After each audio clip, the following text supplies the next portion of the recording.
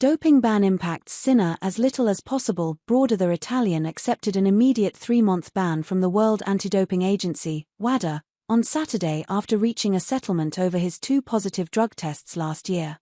The 23-year-old, who won the Australian Open in January, is suspended from the 9th of February until the 4th of May, so will be eligible to play at the French Open, the next Grand Slam of the year, which begins on the 19th of May.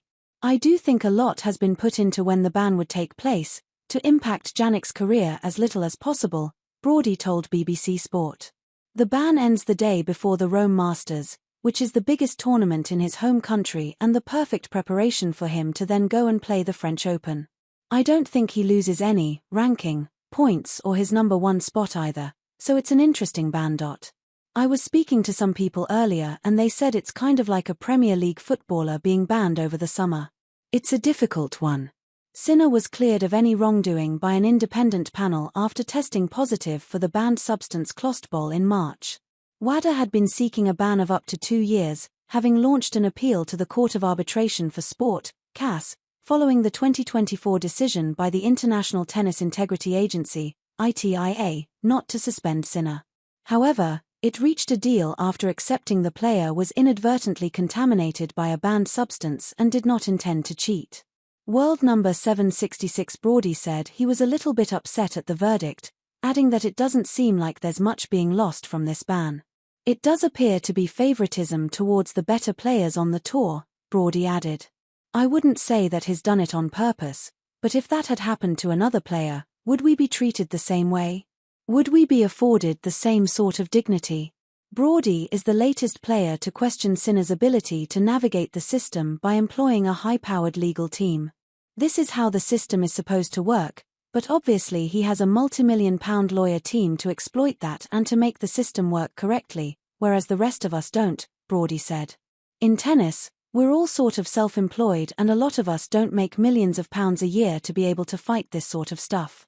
I would like to see, I don't know if it's even possible, the ATP to provide legal teams for everybody, good legal teams, that everybody has to use, be that Jannik, be that Tara Moore when she was banned or Mikael Ymer when he got banned.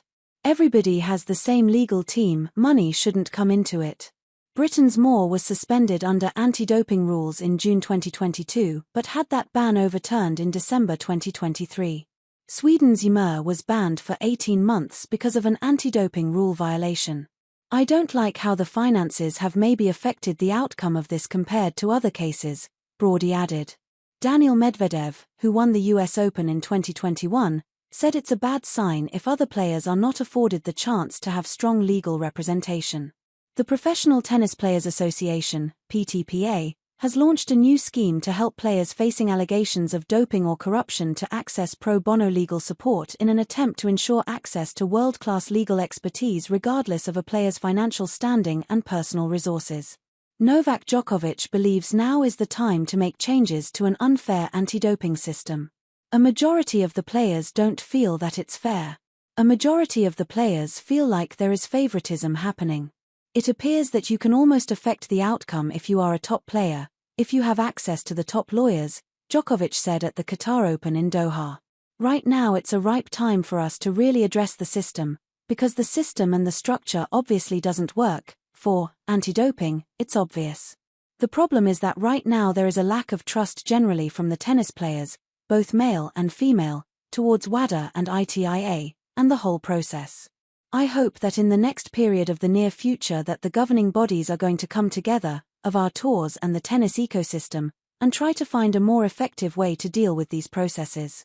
It's inconsistent, and it appears to be very unfair.